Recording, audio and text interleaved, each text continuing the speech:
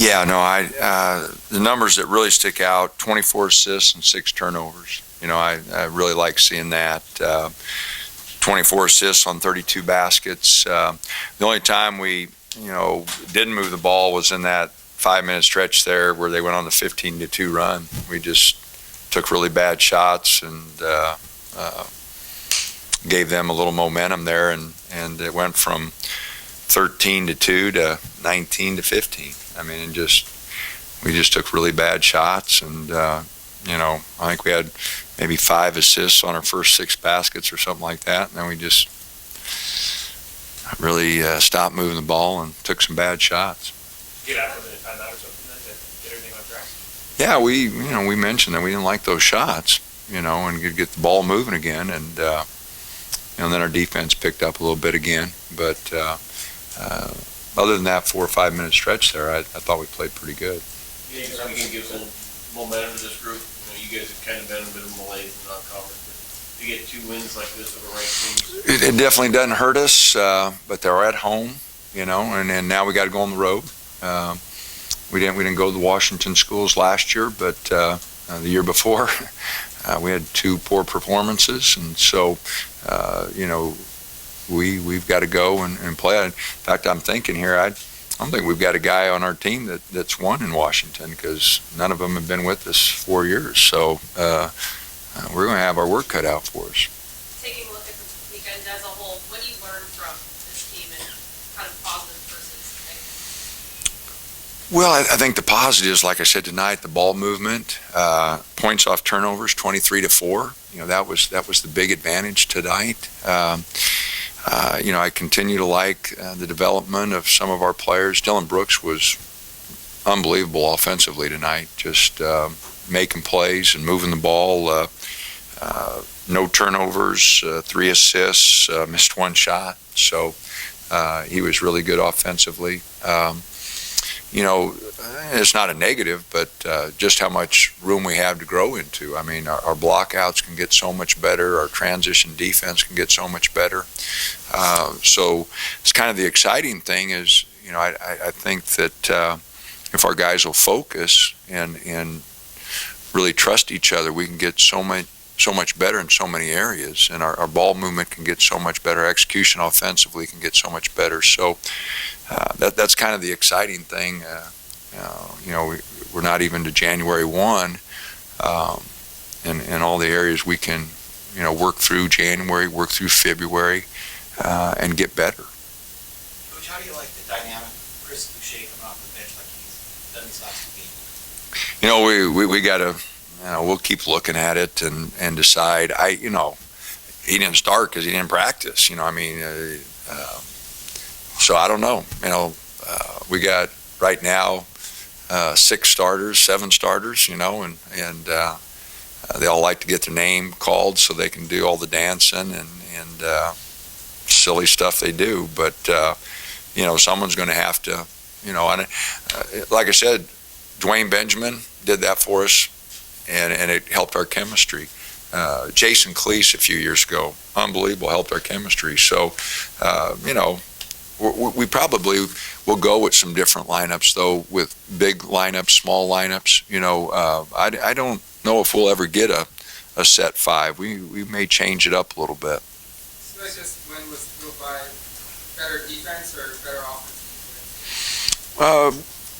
Combination of the both. I thought, anytime you have 24 assists, 6 turnovers, it means, you've handled the ball well. And so that offensively, we didn't shoot it great, but we didn't shoot it bad. But defensively,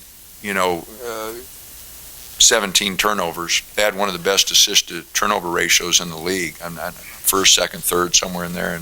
And so, getting them to turn the ball over 17 times and that 23-4 advantage was definitely the difference in the game, because they didn't get shots up, and we scored 23 points off those turnovers. So that's why the margin was so big. Feels like the last 3 or 4 games you guys have been very efficient in sort of your fast break transition offense, more so than earlier in the season. When do you want the guys to push that tempo there? What are they supposed to look for? Well, we're always supposed to be pushing it. and kicking it ahead and seeing what we got. We got a couple early looks, tonight in that first little run there, just kicking it ahead. Dylan Ennis, I remember, we kicked it up to him once, and we made some plays. But no, we want to push the ball. We feel like if we can continue to develop some depth, that's a big advantage of us and for us. And if you look at our schedule, we play a lot of Thursday, Saturdays this year. Previous years they had spread us out so much. Thursday, Sunday, Wednesday, Sunday. We played a lot of Sundays. I don't think we don't have a conference game on Sunday this year. So really gives us an opportunity. When we're playing back to back like that, we've got to have good depth, and hopefully that'll be an advantage with that team only having 1 day's rest too, if we can continue to develop our depth and continue to run. Chris's outside shot hadn't really been falling, but you feel like he's still finding ways to impact the game? Oh, absolutely. I mean, you don't practice for 12 days, and then he took some quick ones. He took a quick one the other night. He didn't even get in the game. I know he wasn't even sweating yet, and he airballed it, and then tonight, he was jumping on those threes right away again. So, you take those 3 threes out, and, he was 5 for 6. He had a pretty good game inside. Just missing the free throws. He's a good free throw shooter. But you miss 10 days, 12 days of practice, that's going to happen, and it's what happened to Dylan Brooks, missing all those days of practice. And, there's a reason we go to practice every day. The guys don't believe it, and there's a reason you go to practice every day to get yourself prepared to play. And Chris took, 10 days trying to get that ankle right, and then when he did practice the 2 days before UCLA, it was not much, half court, a little bit, and then we didn't do much yesterday, so we didn't really get a chance. And so, it just throws your rhythm off a little bit. In the past, when Brooks has had high-scoring games like this, a lot of it has come from driving and then inside. A lot of his stuff today was kind of longer-range jump shots. What's he been doing to kind of hone in on that? That was probably the best shooting game he's had. Yeah, no, 4 for 4 from 3. No, he spends a lot of time shooting the ball. He's in the gym a lot. We got a lot of guys. I know that you wouldn't know that from our stats, but we've got a lot of guys who get in the gym and spend a lot of time shooting threes. And if they take good ones, our percentages are going to improve. We started the season off bad, just searching for threes and taking really quick ones, and some of them, quite honestly, just bad shots. And the Baylor game comes to mind.